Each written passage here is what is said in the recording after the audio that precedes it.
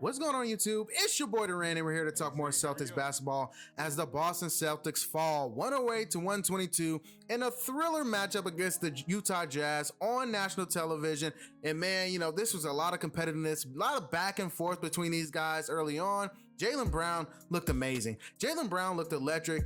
When he's at his peak, I don't think there are 10 guys better than Jaylen Brown in the NBA. I mean, he looked really good. And then moving towards, the later part of the game, Jason Tatum started to catch fire.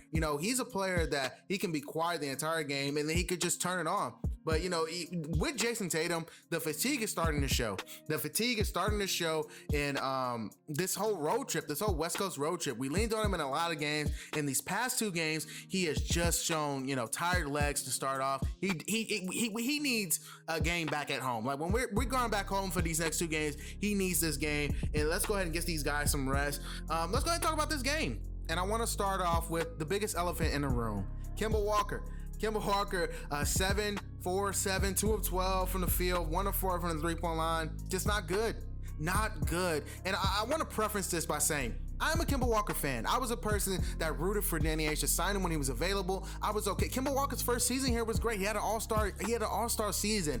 But now, with the way he's playing, we have to ask, this is a hard question. We have to ask, is Kemba Walker a fit with Jaylen Brown and Jason Tatum?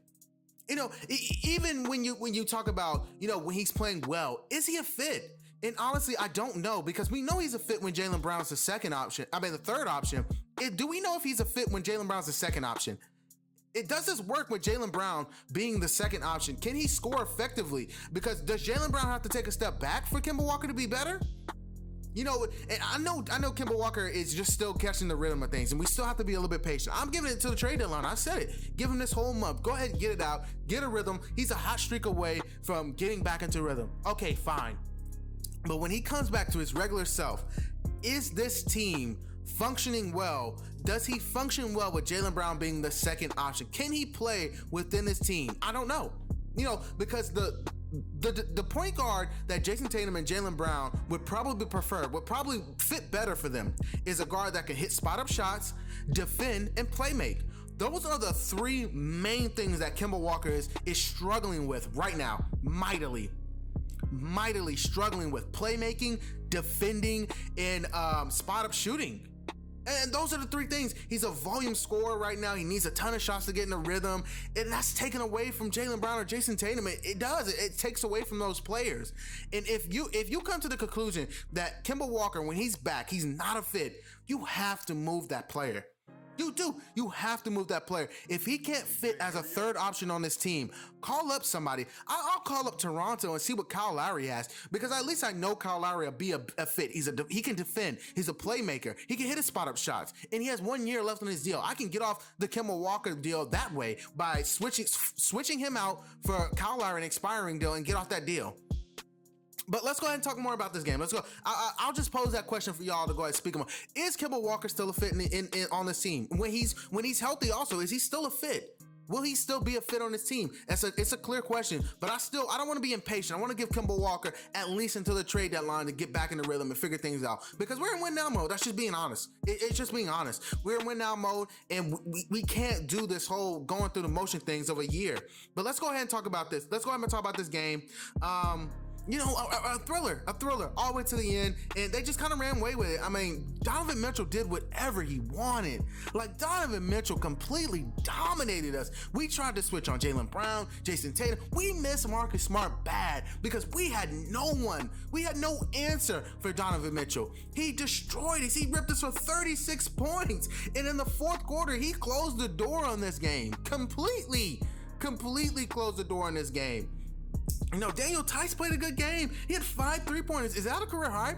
I want to know, is that a career high for Daniel Theis? He had 5 3-pointers. And right now, I'm at the point where Daniel Theis is playing so well. He's figured out his role. He's figured out his rhythm. I'm at the point where I'm not trading Daniel Theis unless it's an upgrade. Unless it's like a Vucevic.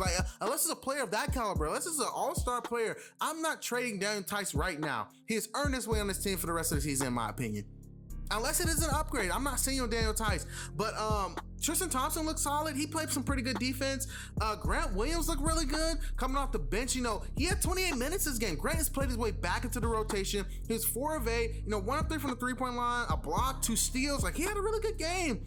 Grant had a really good game. Semi's been kind of and this whole stretch, you know, I've been on Semi hard. I've said Semi 2021 Semi, you know, Semi 2.0. I've been on this train hard for Semi. He's just looking average for some of these games, but we need him to play better. We're gonna need him to play better. Peyton Pritchard, I can't wait till Peyton Pritchard gets off of this minute restriction. I really can't. I really cannot wait till he gets off this minute restriction, because we're a better team when Peyton Pritchard's playing free, playing like himself, and able to really go ahead and play within this team. We're a much better team with Peyton Pritchard. I can't wait till he gets off this minute restriction and he gets it back to full health completely.